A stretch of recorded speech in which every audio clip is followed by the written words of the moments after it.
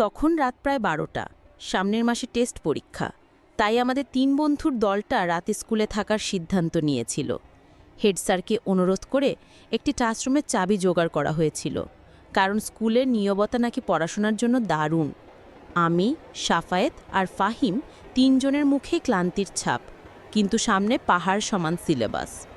শহর তখন ঘুমিয়ে, স্কুলটাও যেন এক নির্জন দ্বীপে পরিণত হয়েছে। টিচার্স রুমের উল্টো দিকের ক্লাসটা আমাদের। করিডোর দিয়ে হাঁটতে হাঁটতে প্রতিটি শূন্য ক্লাসরুমের দিকে তাকাচ্ছিলাম। মনে হচ্ছিল কত শত ছেলেমেয়ে এখানে হাসাহাসি, চিৎকার, চেঁচামেচি করে, অথচ এখন সব নীরব, শুধু আমাদের জুতার শব্দ প্রতিধ্বনিত হচ্ছে। প্রথম অদ্ভুত ঘটনাটা ঘটল প্রায় 1টার দিকে। আমরা যখন গণিত কষছিলাম, তখন দূরের টিচার্স রুম থেকে একটা মৃদু আওয়াজ ভেসে এলো। মনে হলো কেউ যেন কিছু একটা টেনে নিয়ে যাচ্ছে। ফাহিম বলল, বোধহয় পিয়ন চাচা কিছু সরাচ্ছেন। সাফায়েত যোগ করল, এত রাতে হতে পারে না। আমরা পাত্তা দিলাম না, কিন্তু এরপরই করিডোরের লাইটগুলো হঠাৎ জ্বলতে নিভতে শুরু করল। সাফায়েত ভয়ে ফিসফিস করে বলল, রনি চল চলে যাই। কিন্তু ফাহিম বলল, ভয় পাস না, এটা লো ভোল্টেজের কারণে হচ্ছে। এরপর যা হলো তা আমাদের মেরুদণ্ডে দিয়ে ঠান্ডা স্রোত বইয়ে দিল। ফাহিম একটু আগেই টয়লেটে গিয়েছিল। সে ফিরে এসে কাঁপা গলায় বলল, তোরা এখানে ছিলি না?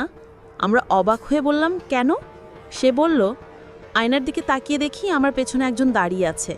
যখনই ঘুরলাম দেখলাম কেউ নেই। আমাদের বুক ধরফর করতে শুরু করলো। আমাদের ক্লাসরুমের দরজা হঠাৎ করে বাইরে থেকে বন্ধ হয়ে গেল। আমরা 3 জনই অবাক হয়ে তাকিয়ে রইলাম। এরপর শুনতে পেলাম কেউ যেন আমাদের নাম ধরে ফিসফিস করে ডাকছে। শব্দটা এতই স্পষ্ট যে মনে হচ্ছিল আমাদের কানের কাছেই কেউ কথা বলছে। সাফায়েত ভয়ে কাঁপতে কাঁপতে বলল, কে ডাকছিস? কোনো উত্তর এলো না, শুধু ফিসফিস করে ডাকতে থাকলো, রনি, সাফায়েত, ফাহিম। এবার আমরা 3 জনই দৌড় দিলাম। আমাদের সামনে শুধু অন্ধকার করিডর। আমরা যখন করিডরের শেষ মাথায় পৌঁছলাম, দেখতে পেলাম একটা অস্পষ্ট কালো ছায়া দাঁড়িয়ে আছে। ছায়াটার মুখ দেখা যাচ্ছিল না, কিন্তু আমরা বুঝতে পারছিলাম ছায়াটা যেন আমাদের দিকেই তাকিয়ে আছে। এরপর ছায়াটা মিলিয়ে গেল, আর সেই জায়গাটা থেকে কাগজপত্রের একটা স্তূপ পড়ে গেল। সেই কাগজগুলো ছিল আমাদের টেস্ট পরীক্ষার প্রশ্নপত্র। আমরা 3 জন সেই রাতেই স্কুল থেকে বেরিয়ে এলাম, এক মুহূর্তও আর সেখানে ছিলাম না। পরের দিন সকালে আমরা আবার স্কুলে গেলাম, সব স্বাভাবিক, কিন্তু আমরা কেউ আর সেই রাতের ঘটনা নিয়ে কোনো কথা বলিনি। সেই রাতের ভয় আজও আমাদের তাড়িয়ে বেড়ায়। স্কুলের দেয়ালগুলো যেন আজও ফিসফিস করে কিছু একটা বলতে চায়।